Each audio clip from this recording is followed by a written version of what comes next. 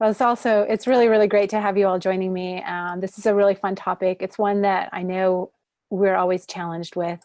So let me go ahead and just do a quick introduction, and I'll walk you through how we're going to approach this today. And I want to make sure that this is interactive. So on your dashboard, there's like a little area where you can chat to me, you can ask questions, you can have me answer something that you want to know about or engage, and I'm happy to share even some of your thoughts if you'd like to. I've tried to incorporate some polls and some interactive components just so it's not your traditional webinar where I'm the only one engaged. So feel free to participate. A number of you I see do have some really fantastic international expansion experience, so would certainly welcome your input too. All right, well, I'm Anka Corbin. I am the co-founder and CEO of Globig, and our mission is really to try to help fast-growing companies figure out how to do international well. And we do that in a couple of different ways, and I'll walk you through that later, but really our goal is to give you the resources and the tools, the expertise, and really kind of the framework for expanding. Our topic today is how to have a strategic and systematic approach for evaluating any new market, whether that's a local market, you know, you're going from maybe California into New York, or from Colorado into California, or, you know, whatever that is, or you're going into a new country. Oftentimes what happens is we just respond to, oh, we've got a customer opportunity, or this looks like a really great place, but how do I know if it really is a great place for my company? So what I want to do is try to give you some tools and just some, you know, strategic thinking around how you might approach this. Not everything is going to apply to you and your company, but a handful of these things are going to be super important, and we'll give you a tool at the end that you can then use to evaluate. So let's jump on in. As others join us, they're welcome to as well. But again, please feel free to use the chat, which is on the little dashboard. It's either at the top or the bottom of your webinar, and you should be able to see it. And there will be some polls coming up just so I can ask you some questions to maybe guide the conversation. All right, we all know that business is global. Our teams are becoming global, so recruiting is happening all over the world, and any more success is global. There's all sorts of statistics around how big this is, how big it is going across borders, but it has increased 45 times since 2005, which is a long time ago now. That sounds really old, but it's expected to grow 9x, which is huge. Now, it doesn't do to leave a live dragon out of your calculations if you live near him. And frankly, there are a lot of live dragons when you go into a new market that you just don't know. Maybe you know about, but you really haven't really thought about, but we're going to help you do some thinking around it. So help me out to let me know which regions you are in, because then what I can do is provide you with the answers and have the conversation focused really on some of the areas that you're interested in. So if you can do a really, really quick poll on where are you looking at expanding into? Is it just within the US? Are you looking at within the EU? Are you going into the UK, which of course we'll talk a little bit about Brexit as well. Awesome. All right, looks like we've got folks kind of going into a number of different areas. So what I'll try to do is tailor my answers a little more around what you should be concerned about when you are thinking about going into the EU, and especially the UK right now. And we'll talk a little bit about some of the other countries, but it looks like a number of you are going into that. So I'm going to give you just a few more seconds. If you have a chance, please take the poll. Looks like only a handful of you have taken it so far. If you would like for me to tailor my answers to you, just go ahead and let me know where you might be interested in learning more for.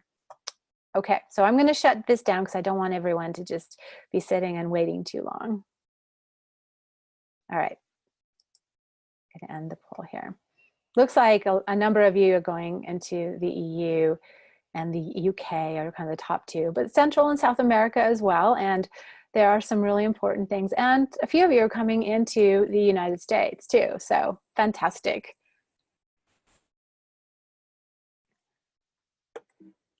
All right. So the key factors that we're going to talk through are the stability of a country, the rule of law within that area that you're going into, how hard or easy it is to do business there, the human resource factors, and this is how do you hire, how do you retain, how do you pay, how do you manage kind of the regulations around it, and then should the worst case happen and you need to either reduce your staff or you need to remove some, or you actually need to pull out of a country, what does that maybe look like? How do you find out, how do you validate whether you have product market fit or whether this is even a great market for you? And then we want to look at some of the things within your company that you need to have in place that make it really, really tough to manage an international expansion if you don't have in place. And then as well as like quality of life issues. If you are bringing teams there, if you're building teams, or if you have any real interest in, doing the expat thing and bringing your team members into that new country. So some of the monsters or the things that you really need to think about that we know are coming include HR and taxes and import-export and localization and visas. So those are kind of the knowns, but then there's so many unknowns that we'll walk through as well. So I just want to make sure that you're prepared.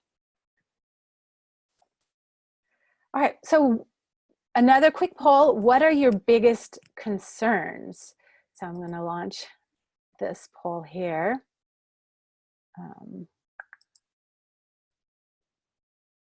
What do you feel kind of most unprepared in? So again, this will just be a super fast poll so that again, I will tailor my answers to making sure that I'm responding to you when I walk through, because there's a pretty comprehensive approach and I don't want to hit on everything that is actually not relevant to you. So take a second and do a quick vote on, what are you most worried about? What do you feel least prepared for? Where do you feel like you need the most help?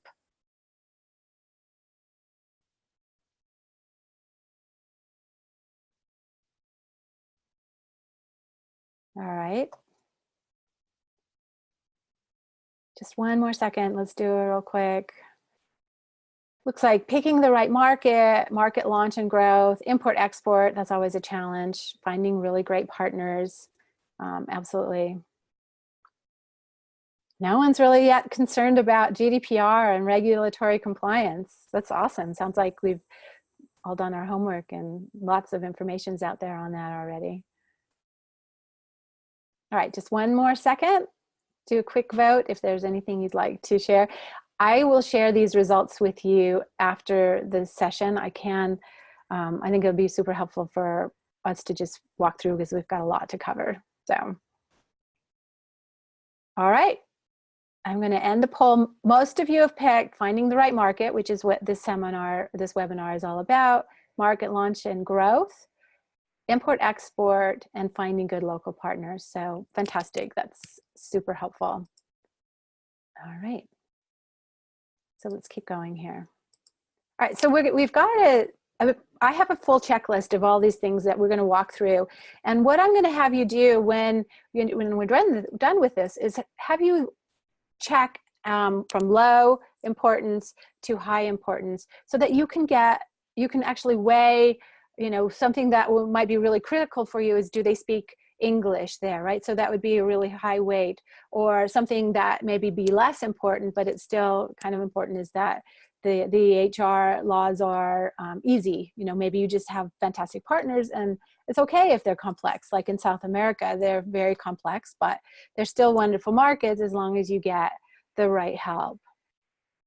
All right, so what we're going to walk through now is the checklist. So the first thing I want to talk about is just internal company factors.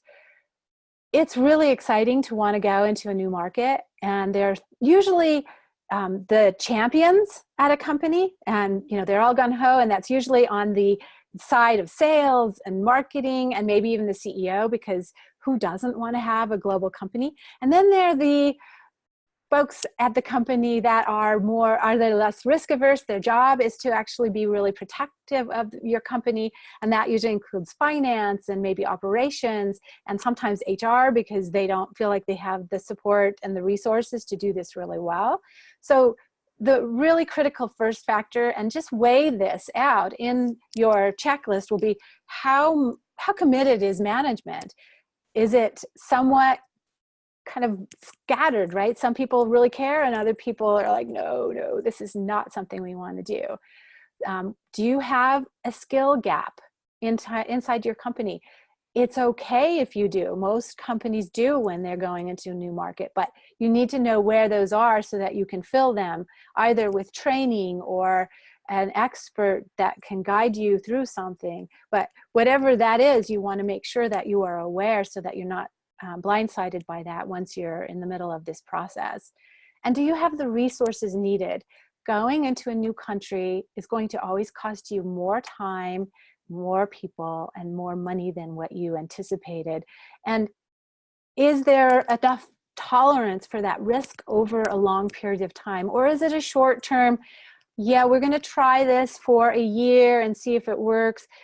It inevitably takes longer. Relationships are harder to build and take a while. So just assume that you have to have a very high level of risk tolerance over a longer period of time. That risk goes down as you know more and as you've experienced it, and the resources needed will become manageable. But initially, it's really important that you don't undercut that, or under expect what's going to happen. And know that it's going to take 1 to 5 years for you to have really, really great metrics on whether this was a good idea or not. And it's, again, I think we always say it's like 3 times longer than what you think is going to take is what it takes you to ramp up. It's that way everywhere. I think about when I started some companies, and my expectation was always so much faster and that everything would go quicker and it was going to be successful really, within a short period of time. And it always took much longer. International is even more extreme. The stability. So this is an interesting one, because countries that we thought were stable over the last few years, and that includes the US, and that includes the UK, and that includes EU, and countries that we typically had assumed were really easy to go into as far as markets, political stability and regulation and approaches to doing business, have completely flipped in the last 2 years. We see that in a number of countries in Eastern Europe. There's still lots and lots of political instability and turmoil that we're working through. Brexit is a great example. The regime change here in the United States and how they approach immigration, really great examples. And even trade wars are a real deal, and they're really making companies nervous. They're hard to plan around. They're really a great challenge. So just understanding that and being prepared for that stability are really important. In this case, if you're thinking about the UK, which a number of you mentioned that you were, the UK is a fantastic market. It still should be one of your top countries or markets to go into if that market is where you need to be. So if you are looking at the UK as a market to grow, it has all those characteristics of why you would still want to do that. If you're looking at the UK as the launching point for the EU and your gateway to a bigger market in the EU, it's probably not the right place to launch into right now. So those are the sorts of things that you really want to take a look at. I mean, I think that financially and the currency fluctuations, those are really critical. But so are social stability.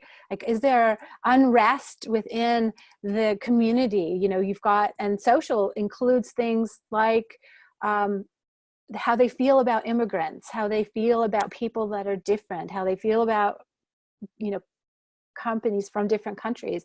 I know that there's in the EU and in certain countries, there's a lot of discontent with the US. So there's some social unrest around you being a US company. You might not have the same level of support in certain countries or certain areas right now.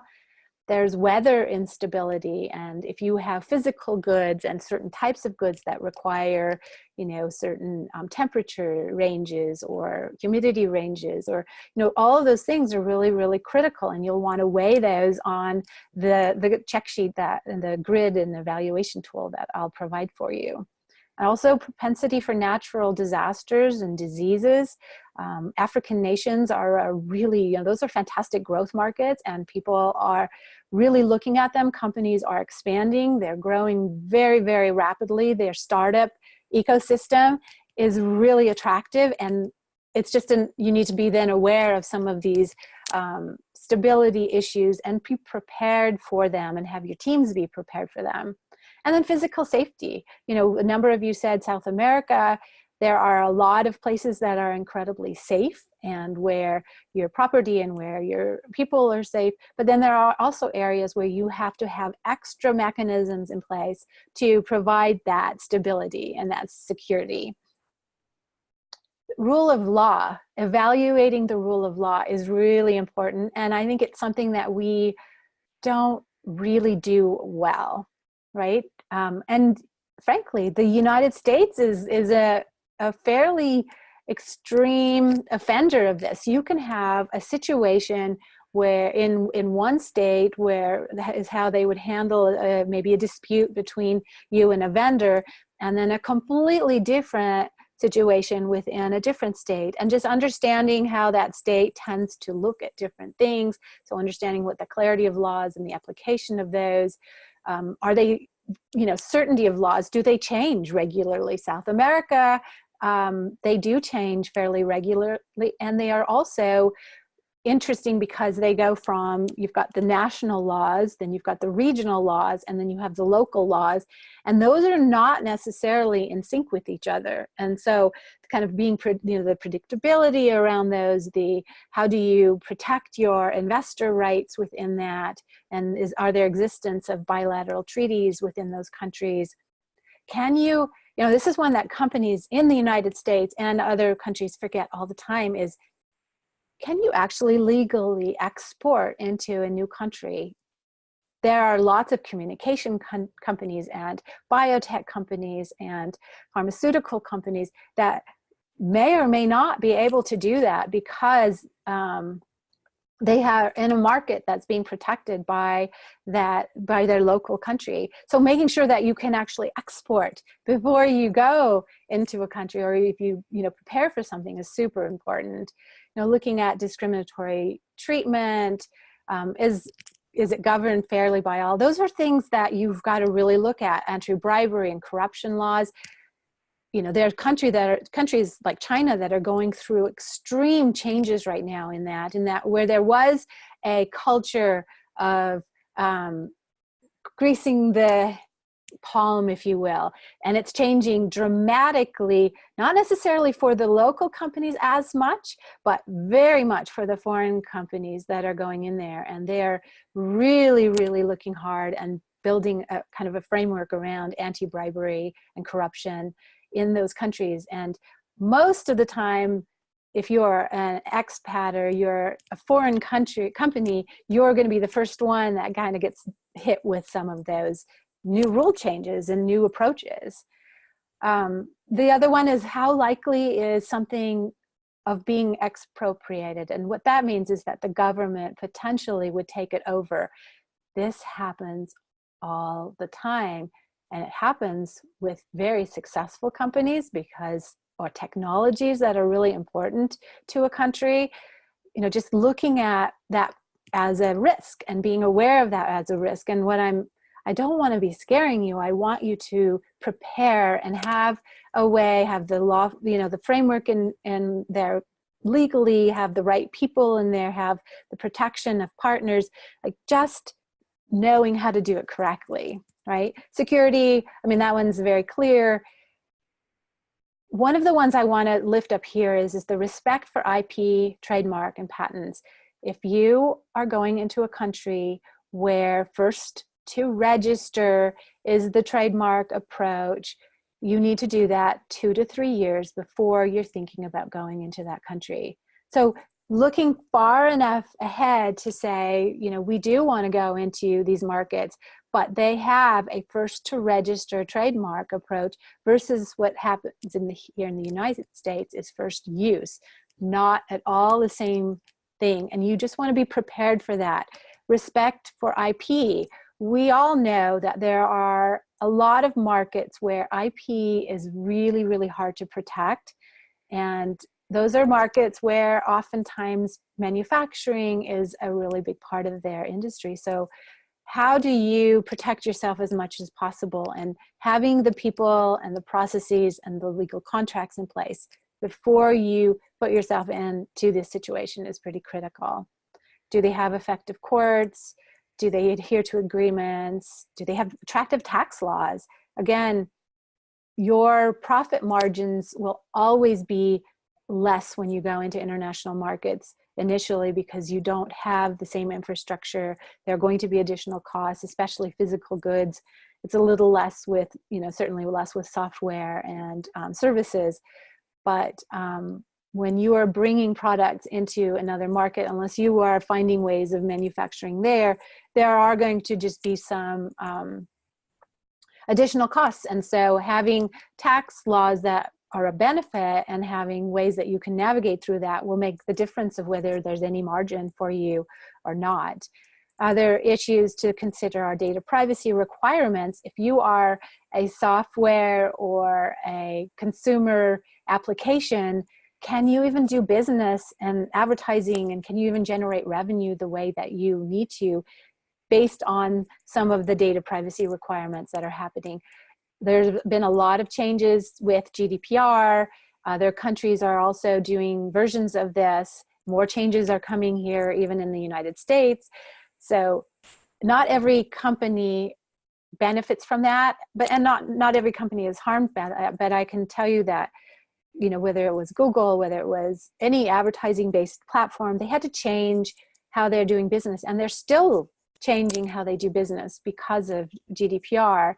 That may impact your business depending on how, you know, the type of products that you're selling. And attractive employment laws, of course, are super important too. We'll walk more through some HR related situations. So, you know, as we all know, if you have this amazing goal of being incredibly successful and you have no plan to do it right, then it's really just a fantasy, and most likely it won't work very well. How easy is a country to do business in? And some of the characteristics, and there are more, but these are the most common characteristics that people evaluate a country on, include how easy is it to communicate there? And oftentimes English is the primary language. It isn't always the case, but how easy is it to do business in the language that you're familiar with, and how familiar are the people there as well? Does the culture support your business type? So if you're going into a primarily conservative country, maybe a Muslim country, and you have a business that is edgy and less conservative, and maybe even, you know, like maybe a marijuana business, or, you know, like, how will that culture even support it? Will the laws support it? Can you really do business? I have seen a number of missteps where just a general understanding of the culture, the products were never able to succeed because they just were not a good fit for the culture. So think in terms of, is there anything along those lines? Do you have access to the resources that you need there? Can you ship in the way that you need to ship in? Is there infrastructure around if you need high bandwidth and consistent bandwidth? Do you have that, or is the internet connectivity sketchy and often breaking down? Are you going to be able to, you know, if you have to provide like 3 nines for software product and you're in an area that doesn't have consistent connectivity, you're going to fall short on all of your service level agreements. So think in terms of that as well. Does it have a fantastic startup landscape and in-country support?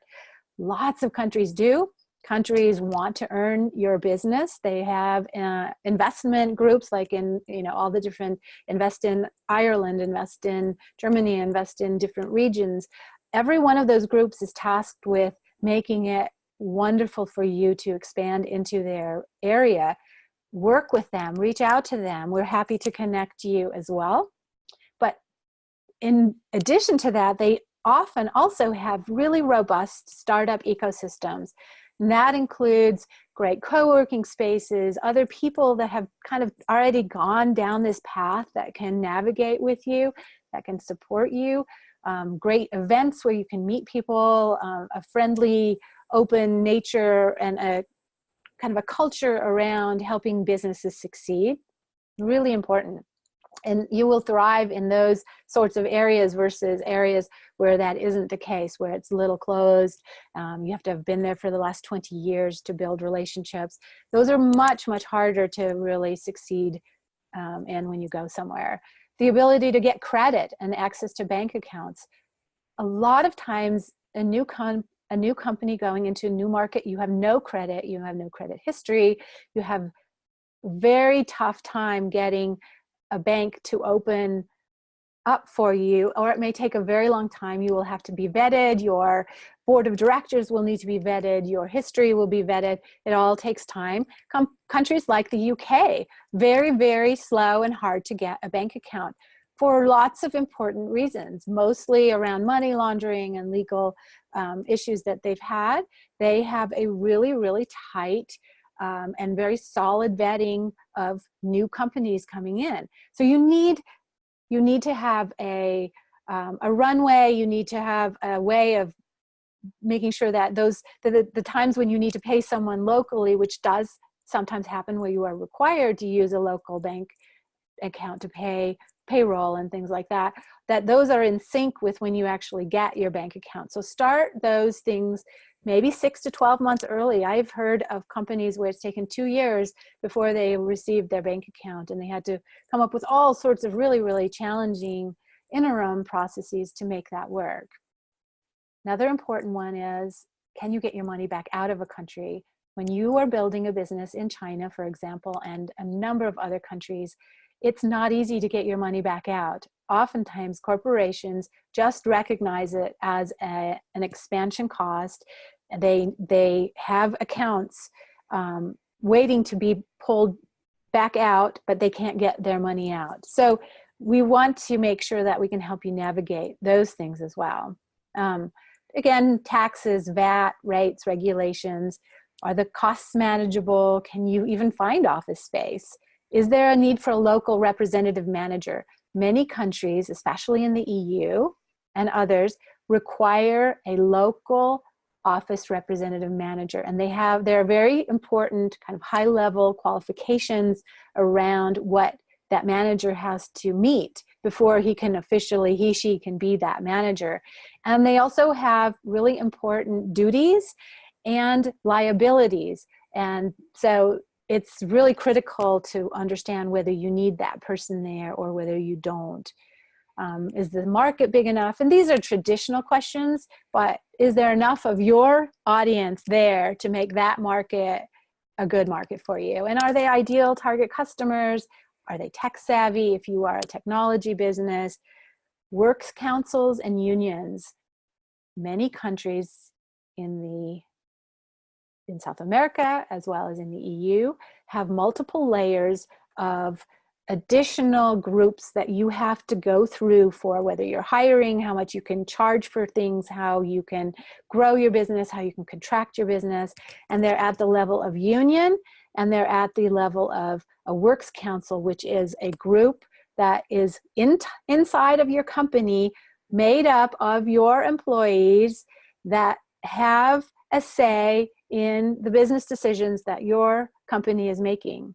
And if you meet some of those thresholds, which are actually fairly low in certain countries and a little bit higher in others, you will have a group of your employees that get to help you make business decisions. Now, those can be really great, but they can also be challenging in that you have to learn how to work together wisely.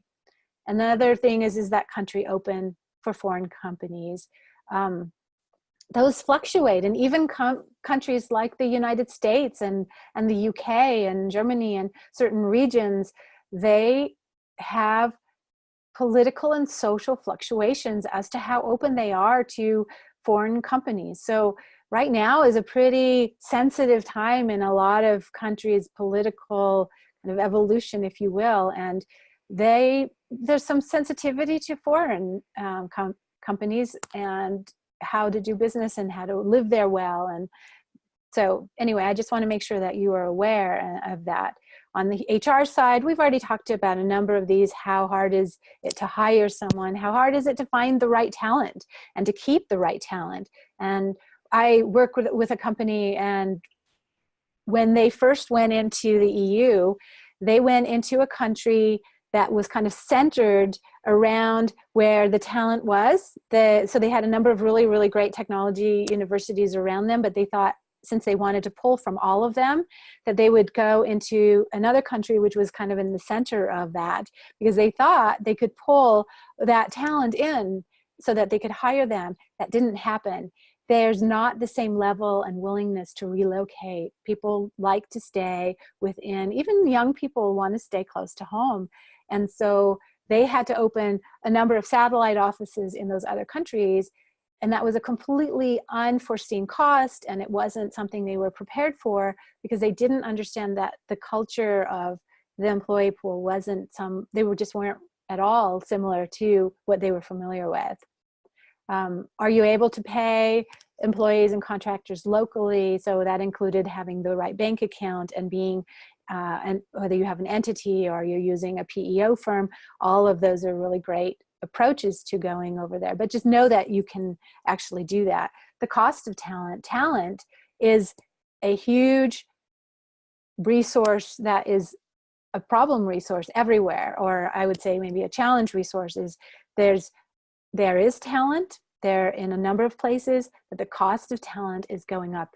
And it's not just going up in certain areas, it's going up everywhere. It's harder and harder and harder to get the talent you need, which is why most companies do go across borders to go find that talent. And does that talent stay with your company for a long time, or do they have the propensity to move every year to 2 years? It's really hard to invest into a really high cost talent pool when they don't have longevity. It's one of the biggest criticisms of the US talent market in many areas, and certainly those hotspot startup areas like Silicon Valley, like New York, and a number of areas, because they're being recruited all the time and they're moving around all the time. So you finally get them up on your project and then they're ready to go to the next company. So, but there are areas such as the Midwest and in certain countries in the EU and countries in other areas all over in Asia as well, where they are staying longer, they are investing longer. So you've got a good amount of talent there, you've got lots of them, they stay longer. And those are important things to weigh out wherever you're going. How competitive it is to acquire the talent, super important. And then, do you have the flexibility to reduce your workforce if something doesn't go well? Whether that's with a department, whether that's with your company, whether it's kind of growing pains, you actually don't always have the flexibility of reducing your workforce. Or if you do, it's a very long process and it can be a very expensive process. That's especially true in South American countries and EU countries. Really critical to pay attention to how flexible is, your ability to grow. No one goes into a market knowing that things aren't going to work out. Every company goes in really optimistic, so excited, just convinced that they're going to be incredibly successful. And sometimes that works out, but sometimes there's growing pains over time. And so there's this, or you need a different type of talent, or there just has to be a different makeup. That can be incredibly challenging if you aren't aware of that in the first place. So obviously, if you don't prepare, you're preparing to fail.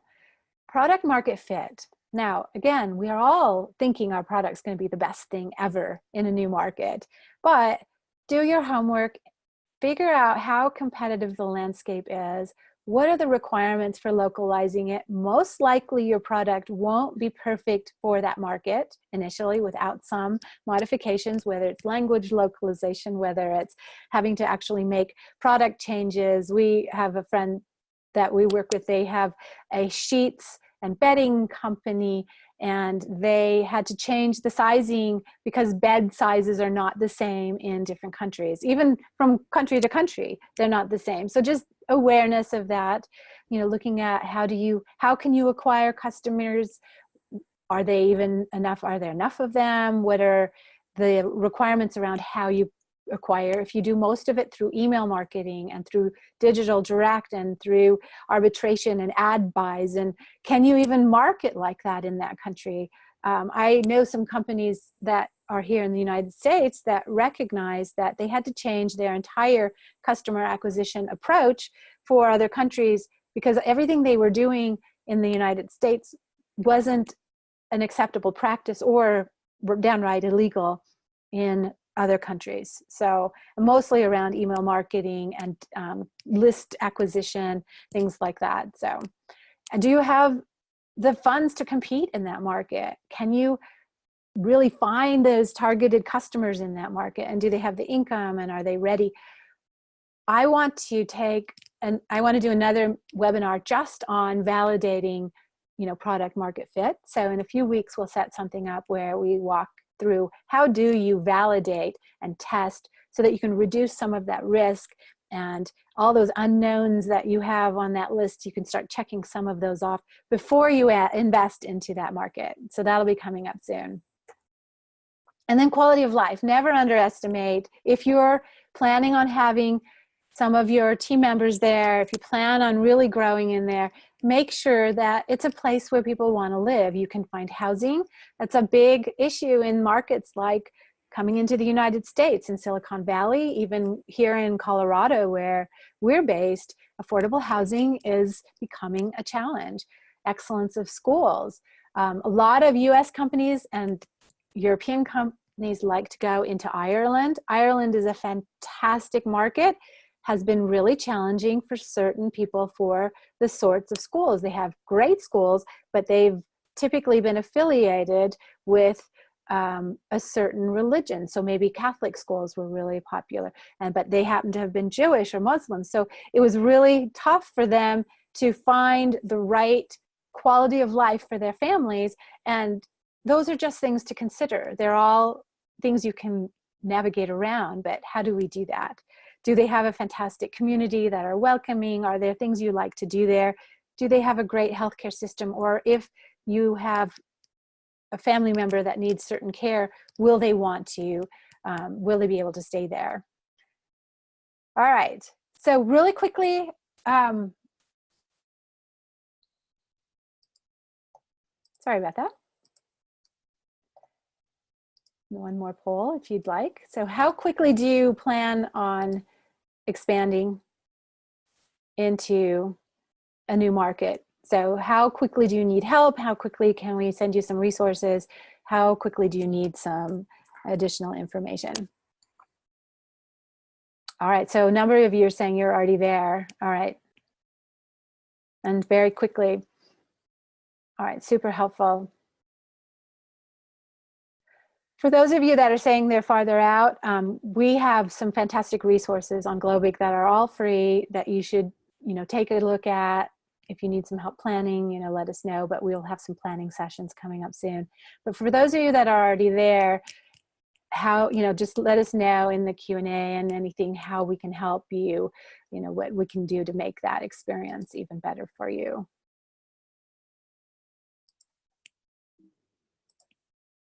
All right. I'm just going to do a quick, how can we help? So all of you will receive the tool and the checklist that I talked about so that you can weigh, you know, your own challenges. So in your, when you log in your resource hub, you have each country with a number of those resources that you can go through. We also have these webinars. We'll have several more of them coming up. We'll try to get a couple of them in a month. We'll have other experts presenting as well. And we also have a marketplace of experts that we've vetted that have helped other companies that we know do a great job. So that hopefully will help you as well. This is the evaluator tool that I'll send to you. It covers all the things that we walked through here today. But we're also available if you need some help.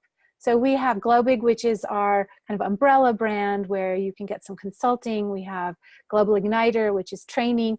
And then we have our Collaborate Global, which is our software where you can make sure that all of your service providers and employees are well taken care of and data privacy compliant and secure with all the data transfers. So if you need help with marketing and sales and e-commerce, membership creation, customer support and success, and a lot of those validation, launch, growth, data privacy areas, we are so happy to help you. Please don't hesitate to ask any questions.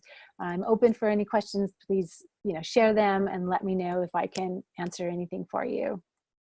So thank you so much for joining. Please share your questions in the chat window if you have anything that you would like for me to talk about. And otherwise, you're welcome always to send an email and see how we can answer some questions that are specific to you. Does anyone have any questions that they would like to put into the chat area?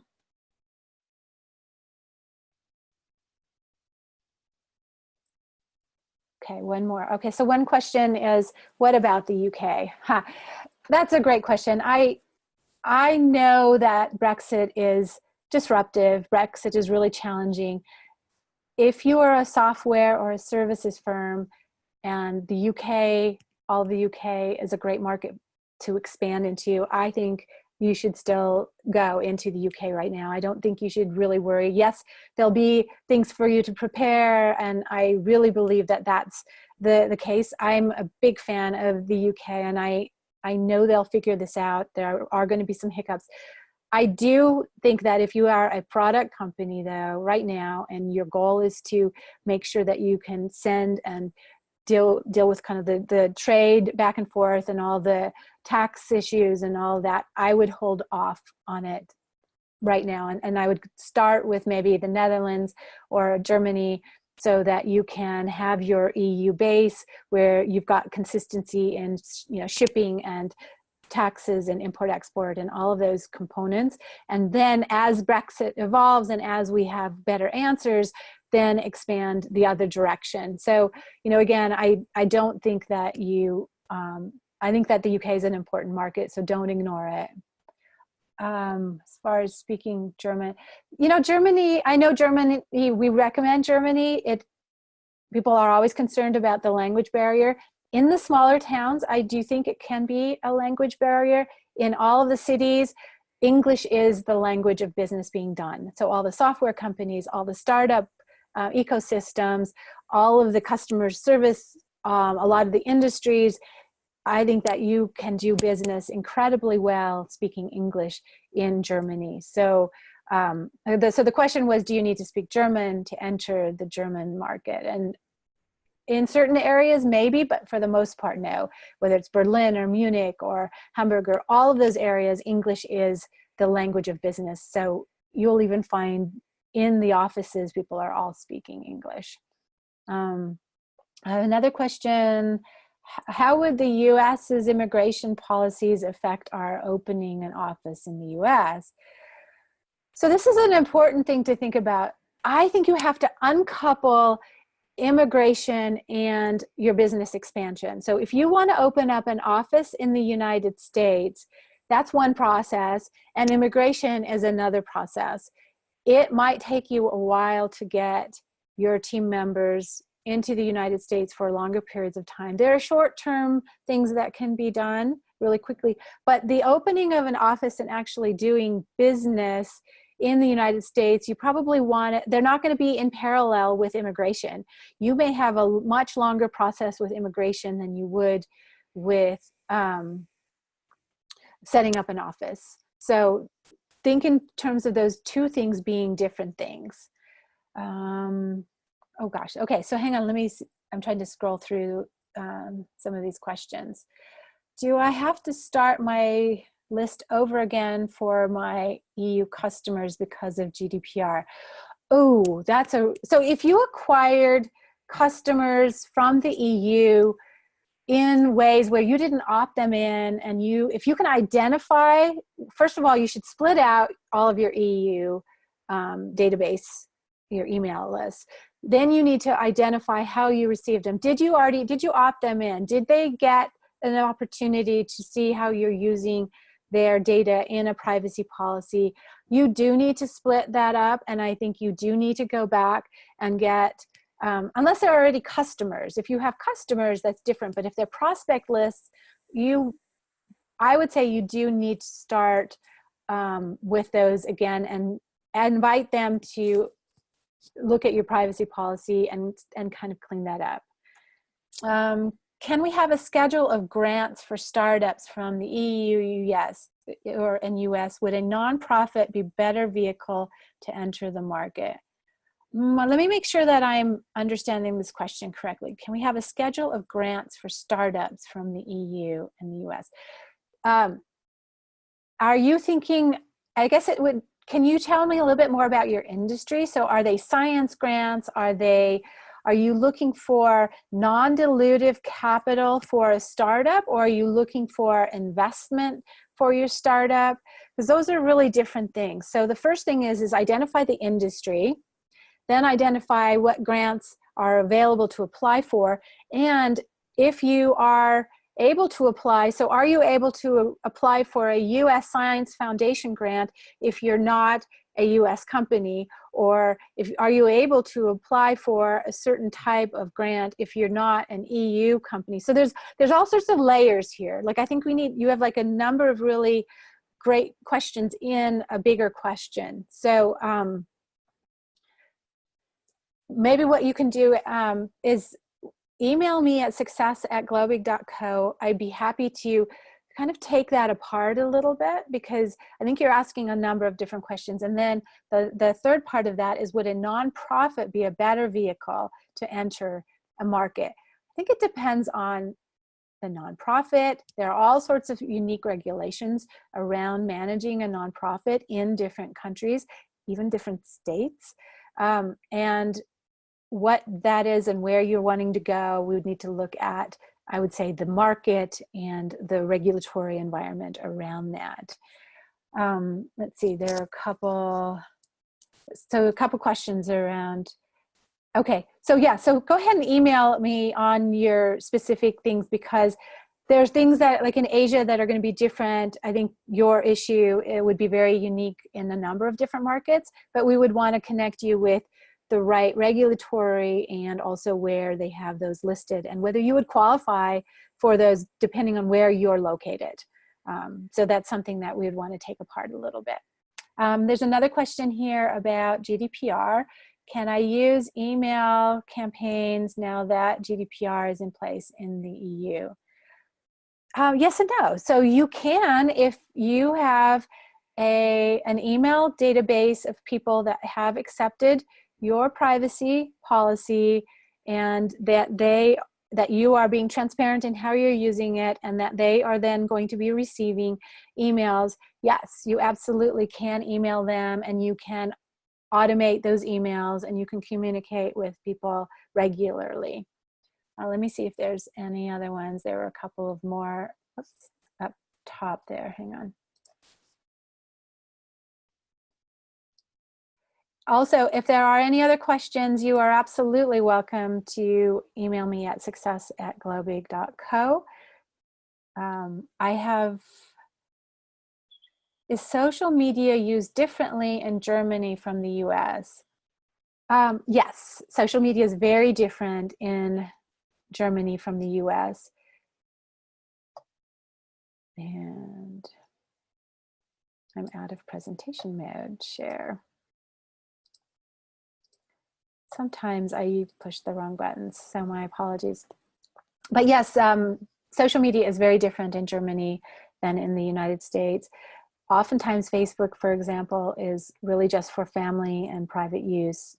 They are not as willing to use social media. They are very concerned with how they come across and making global statements, and they're not quite as opinionated in this environment as we see here, not as free to share. They also have other social channels, like Zing is a LinkedIn alternative. Sometimes they'll use both. Sometimes people don't use social media at all. A number of, especially it's not very well, it's not appreciated as much in the higher education environments, in the law environments, in a number of environments. Younger generation more open to it, but you'll find that there are huge discrepancies in markets and with people, and sometimes you can't find them at all on social channels. So it's very, very different, and your approach to using it would need to be very different as well for success. So all right, I want to make sure that I respect all of your time. I want to thank you very much for joining me today. If you have comments and feedback on how we can improve our webinars, we are certainly welcoming to that information. The next webinar will be on market validation and how do you remove some of those risks, as I had mentioned earlier, we've worked a lot with different accelerators. They have these really, really wonderfully organized, structured approaches to identifying the risks and trying to go through and validating those risks. So we'll send out a new email on that, and we will also send you the recording of this webinar and the sheet that'll be in your dashboard, and we'll send you a reminder email that's where you'll be able to find it and download it. So thank you so very much for joining, and again, we welcome your feedback. We want to make these really helpful for future use and just for your expansion needs. So thanks for joining. Have a really great day, and go global and go big.